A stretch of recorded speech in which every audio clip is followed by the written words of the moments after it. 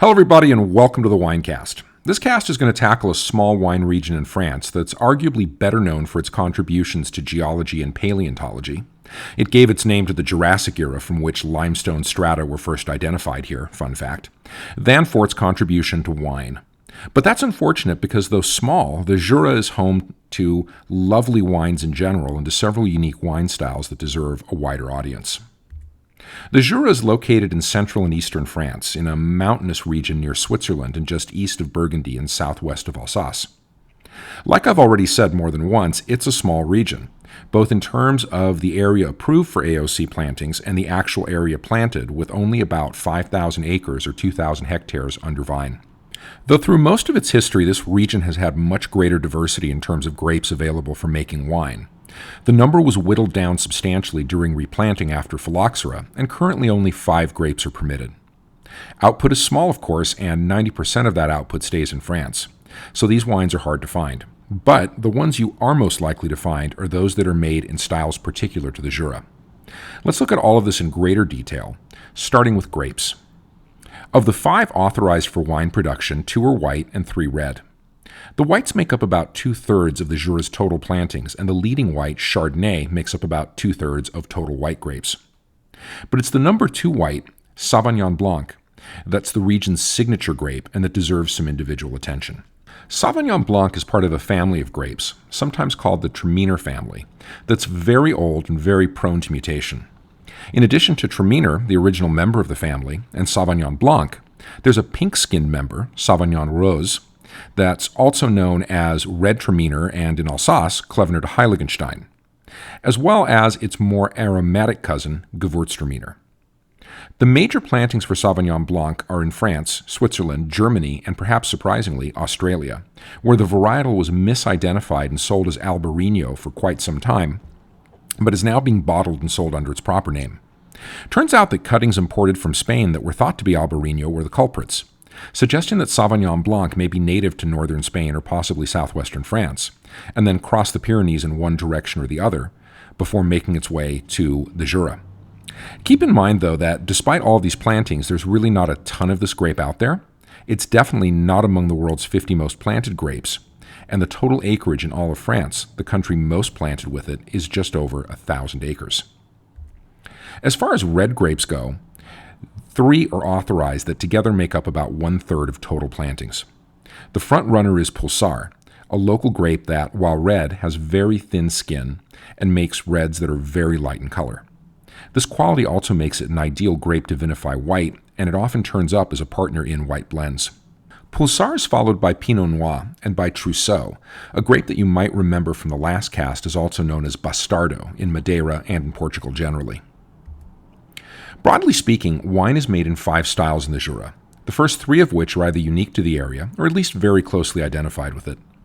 In addition to these local specialties, conventional still wines are also made here, as well as traditional method sparklers. Vin jaune, or yellow wine, so called because of the intense yellow hues wines made this way take on, is a style with some affinities to the style in which Fino sherries are produced. To start, wine is made from usually late-harvested Sauvignon grapes and then placed in neutral oak casks to age. It can't be bottled for over 6 years after its vintage, and for a minimum of 5 of those years, the wine won't be moved or receive huilage, the French word for, among other things, topping up or refilling the cask to compensate for volume lost through evaporation.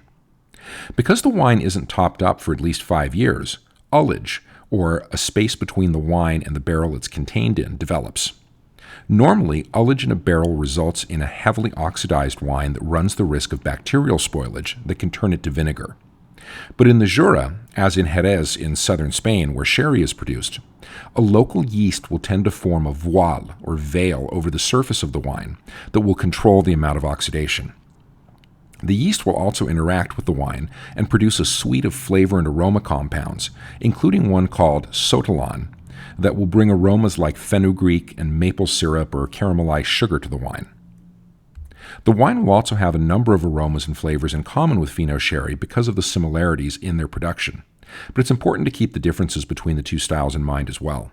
For one, the protective voile of yeast on Vin jaune is thinner than the floor that forms on Fino, So Vin Jaune can come off as more oxidized, though still delicious.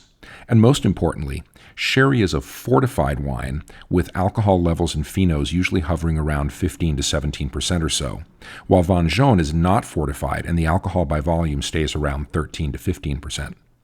If a wine doesn't complete the aging regimen or meet the other requirements to qualify as Vin Jaune, it may still have characteristics similar to Vin Jaune depending on how far along the process it got.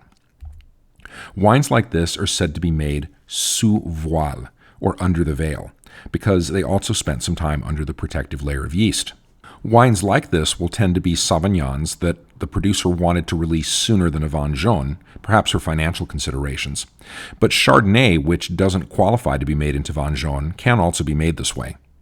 You can usually spot wines like these by looking for sous voile on the back label copy, or maybe elsewhere on the label, and some producers will use the term tradition to market these wines, though neither this or sous voile are required to be on a label. Finally, Vin Jaune is always sold in 620 milliliter bottles called clavelin, as opposed to the standard 750 milliliter bottles most still wine comes in. The origins of this practice are obscure, but you will hear a charming story about how the smaller volume bottles represent the amount of volume lost through evaporation, called the part des anges, or angel share. That story is charming, but unlikely to be true, not least because the amount that's lost through evaporation varies from cask to cask, let alone producer to producer, and depends on a range of environmental variables. A second local style, called MACVIN, is made by adding marc, a neutral spirit that's been distilled from grape pomace, or the grape solids left after pressing, and similar to Italian grappa, to largely unfermented grape must, with the resulting blend being about 1/3 marc and 2/3 grape must. The mixture is pressed and then aged for a minimum of 10 months. While the grape must may have undergone some fermentation before the marc was added, the alcohol from the marc will have killed the yeast in the must and arrested fermentation, and most of the alcohol in the finished MACVIN will be from the marc.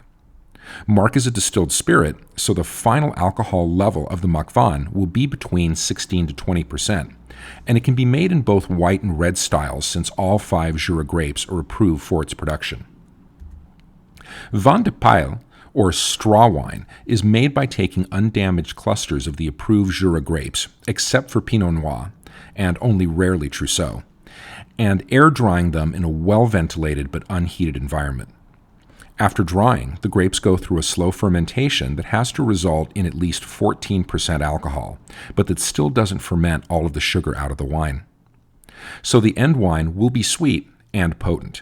The wine is aged for a minimum 18 months, and like Vin Jaune and MACVIN, it's made throughout the Jura, though one appellation, chateau-chalon, doesn't authorize this style. Since 14% alcohol is a minimum requirement for this regardless of where it's made in the Jura, producers who want to make a lower in alcohol, sweeter version of this wine will need to make it out of AOC, usually as a Vin de France. When it comes to more conventional wines, white production in the Jura exceeds red production, and wines are made as both blends and varietal wines. Sauvagnins, or blends driven by them, tend to be made oxidatively, that is, in an environment that promotes exposure to oxygen, while Chardonnays and the reds tend to be made reductively, or in environments that reduce exposure to oxygen. Whites usually spend some time in oak, which can be neutral, while reds usually get the stainless steel treatment. Generally speaking, whites are made to age, and Vin Jaune is actually legendary for its ageability. But the reds, again generally speaking, are meant to be drunk young. Lastly, all of this winemaking takes place in the context of 6 AOCs, 4 of which are geographic. The broadest is the Côte du Jura AOC, shown in beige on the map, that covers the entire area and sits underneath the other 3 more specialized AOCs, and is often where wines end up if they fail to meet the requirements for the other AOCs. Arbois AOC is actually the biggest producer of wine in the region in terms of volume, with, unusually for the Jura, the majority of production, about 70%, being red. One of its communes, Poupillon, is noted for its quality and is allowed to append its name to bottles as Arbois Poupillon.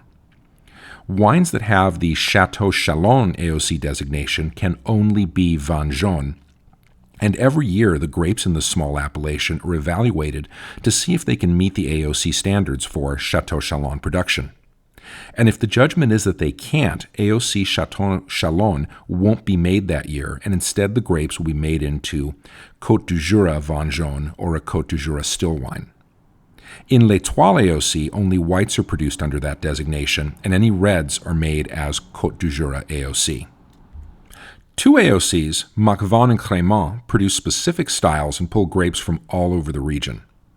All grapes are authorized for both of these AOCs, and Crémant is made as both a white that must contain a minimum 70% Chardonnay, Pinot Noir, and or Trousseau, or as a rosé made with a minimum 50% of one or more of the red grapes.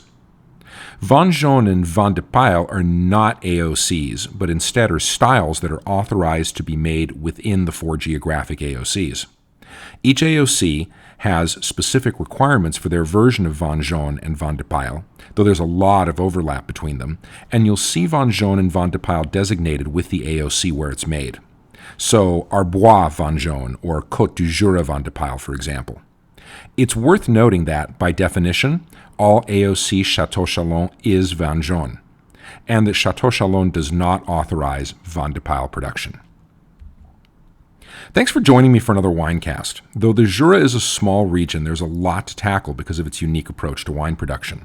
I hope this cast has made the Jura seem a little less daunting, and if it's your first introduction to this region, that's great too, because while I'll be the first to confess that I don't have extensive experience with Jura wines, I have been able to sample all of the styles and think they are terrific, and that more people should know about them.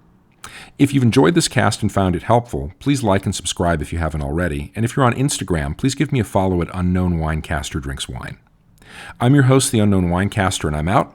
Enjoy the grape, but always enjoy it responsibly.